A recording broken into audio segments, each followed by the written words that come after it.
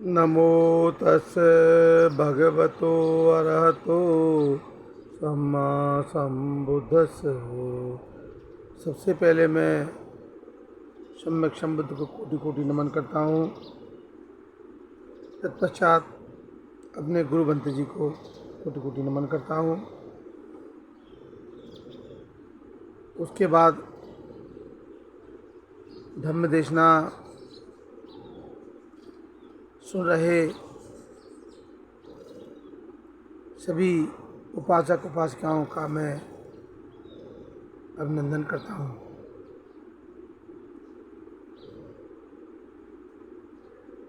धम्म देशना का जो विषय है, आज का महत्वपूर्ण विषय है, और वो ऐसा विषय भगवान बुद्ध के जीवन काल की घटना को लेकर के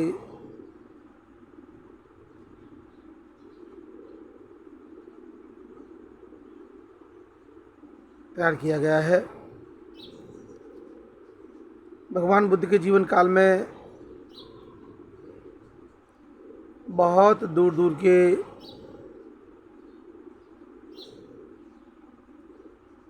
उस समय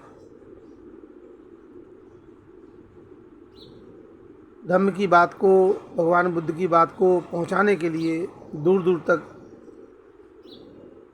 एक बहुत बड़ा माध्यम था, वो था व्यापारी वर्ग। व्यापारी वर्ग एक बहुत बड़ा समुदाय था, जिस समुदाय के माध्यम से भगवान बुद्ध की, सम्यक संबुद्ध की जो विचारधारा थी उसका आदान प्रदान हुआ करता था। और उस समय कोई इस तरह के साधन भी नहीं थे जो साधन आज उपलब्ध है हमारे पास। आज तरह का जो मीडिया हमारे पास उपलब्ध है, ऐसा कुछ तो था नहीं। पर जो भी था वो एक ही था, बस व्यापारी व्यापार करने के लिए एक क्षेत्र से दूसरे क्षेत्र में जाते थे, एक जनपद से दूसरे जनपद में जाते थे, और आवागमन का सिलसिला जो है वो लगातार चलता रहता था। और ये काम व्यापारी वर्ग ने बड़े पैमाने पर किया। भगवान बुद्ध की ये विचारधारा थी, चरथ भिक्षवे चारिकं बहुजन हिताय बहुजन सुखाय लोकानुकंपाय। लोक में रहने वाले सभी बहुजनों का मंगल हो, कल्याण हो, और भिक्षु इस काम को करने के लिए अपनी चारिका करते रहेंगे। और भिक्षुओं ने तो किया है, क्योंकि आप समझ सकते हैं कि जब सारनाथ में प्रथम धम्मचक्र प्रवर्तन हुआ, उस समय 5 जो पंचविज्ञ भिक्षु थे, वो तो 5 उनके साथी थे जो पहले भी सिद्धार्थ गौतम के साथ में थे। उसके बाद 50-55 लोग और बन के तैयार हुए, लगभग 60 लोगों की एक टीम खड़ी हुई। वो 60 लोगों में लगभग 45 और 50 के आसपास तो सिर्फ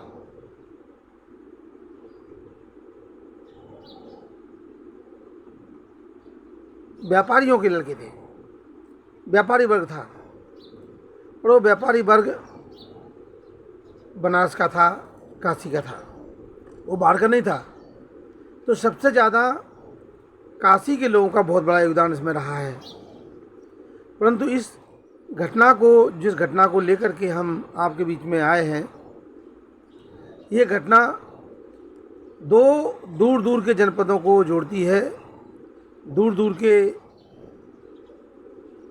2 जनपद हैं, एक मगध जनपद जो जिसकी राजधानी राजगीर थी, और दूसरा जनपद है वो है गंधार जनपद। तो गंधार आज की तारीख में जिसको तक्षशिला कहते हैं, वो गंधार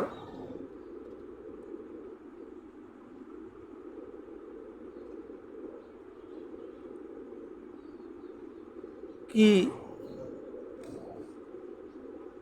राजनगरी थी तक्षशिला।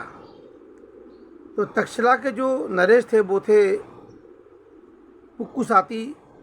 तो पुक्कुसाती जो नरेश थे और राजगीर के जो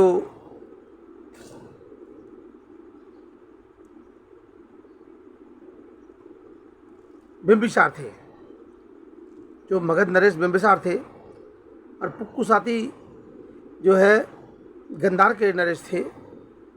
तो दोनों का आपस में किसी किस्म का मेल जोल नहीं था,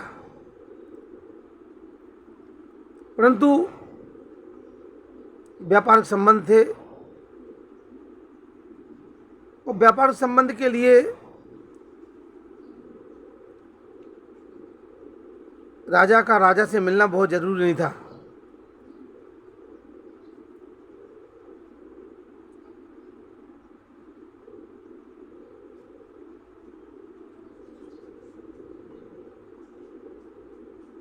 उस समय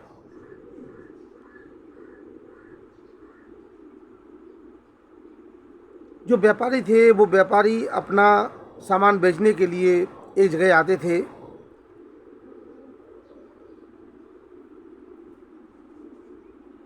और वो आपस में मिल जाते थे।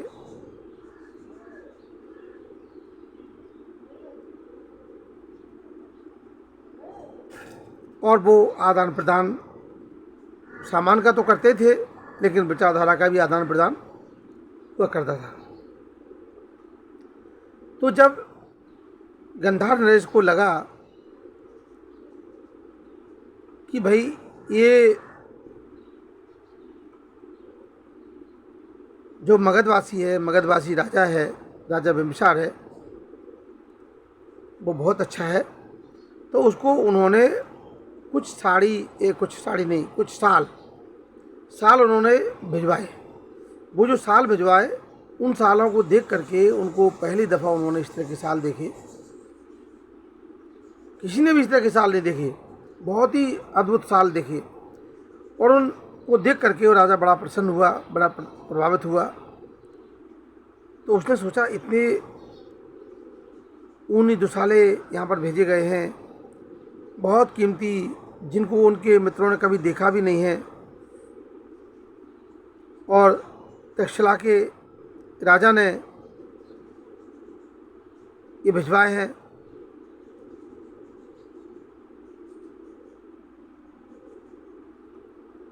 और फिर धीरे धीरे उनके मन में भी सवाल खड़ा हुआ कि मैं अपने यहाँ से राजा के लिए क्या भिजवाऊँ। अपने यहाँ से ऐसी कोई चीज़ है जिसे मैं भिजवा सकता हूँ, जिसे मैं भेज सकूँ। इतने बहुमूल्य ऊनी साल भेजे हैं यदि पुक्कुसाती ने, गंधार नरेश ने, तो मैं भी यहाँ से कुछ भिजवाऊँ। तो उन्होंने अपने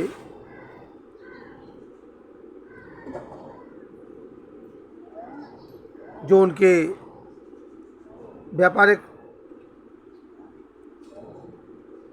लोग थे, उनके माध्यम से उन्होंने सोचा कि मैं भगवान बुद्ध की जो शिक्षा है, बुद्ध, धम्म और संघ, इन 3 रत्नों की विस्तृत जानकारी एक पत्र के माध्यम से मैं भिजवाता। और उन्होंने उसको भिजवाया।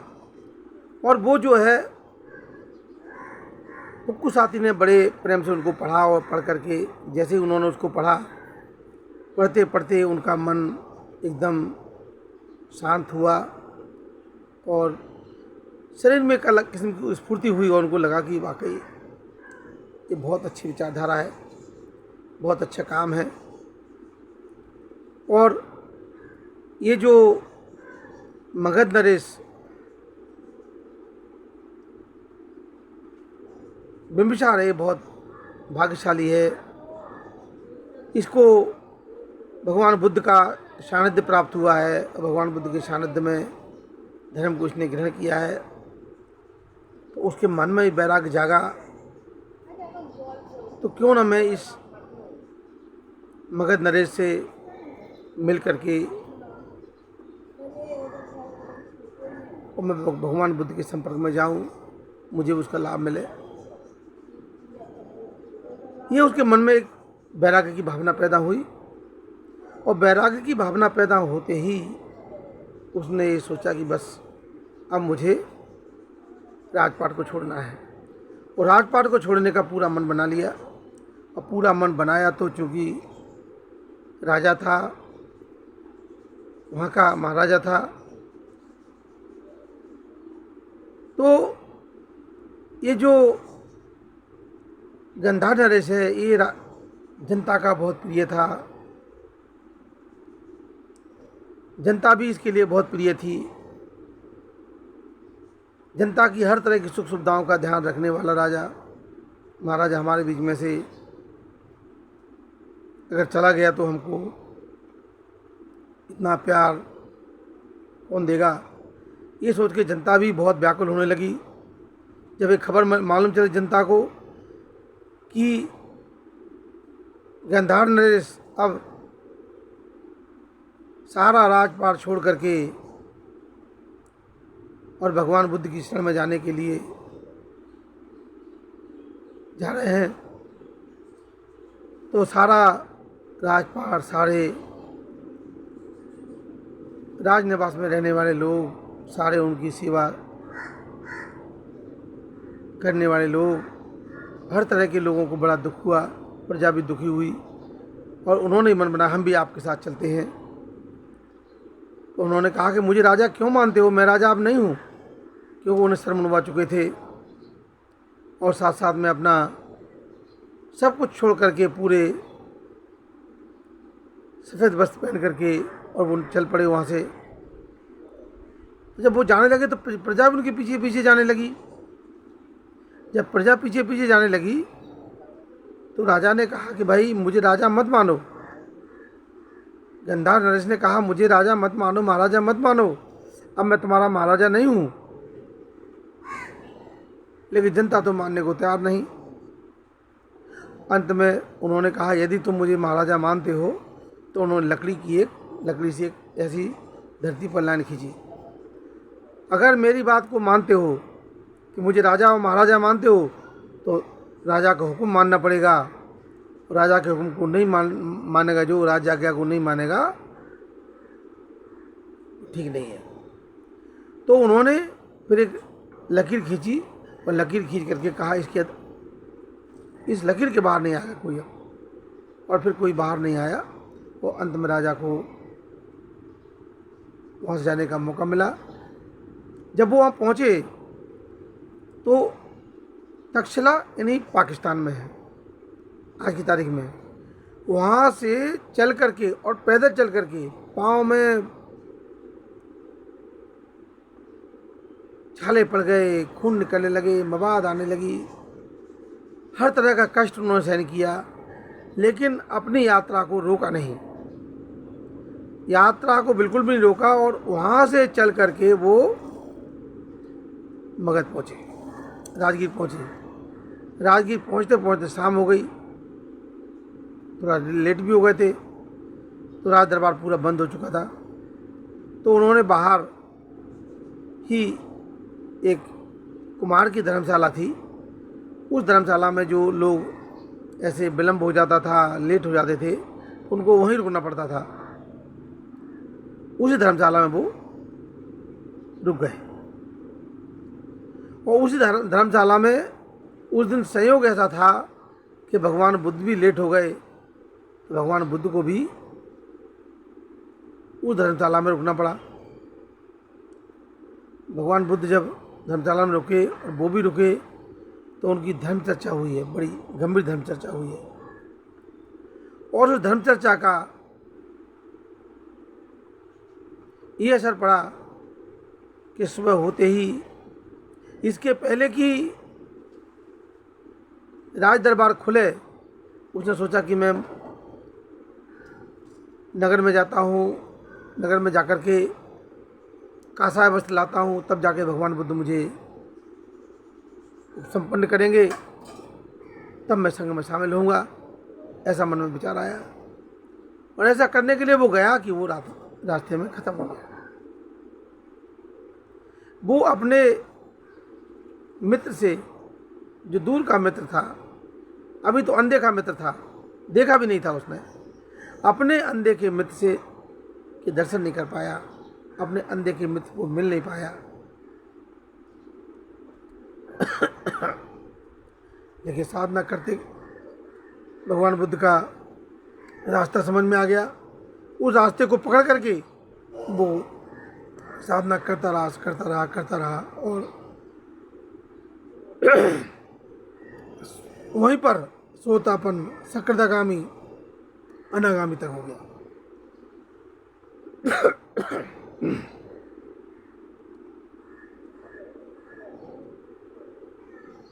ये भगवान बुद्ध का जो दर्शन है, संयोग बस भगवान बुद्ध के दर्शन हुए, भगवान बुद्ध की विद्या मिली, उसको सीखी और वो अपने जीवन की अंतिम यात्रा पर निकल पड़े और उन्हें बहुत कुछ मिला, बहुत कुछ प्राप्त कर लिया था उन्होंने। ये घटना अपने आप में एक बहुत महत्वपूर्ण घटना है। इस घटना से भी हमें बहुत कुछ सीखने को मिलता है। इसी के साथ आप सबका मंगल हो, सबका कल्याण हो, सबकी दीर्घायु हो, सबकी स्वस्थ मुक्ति हो, सबकी स्वस्थ मुक्ति हो, सबकी स्वस्थ मुक्ति हो।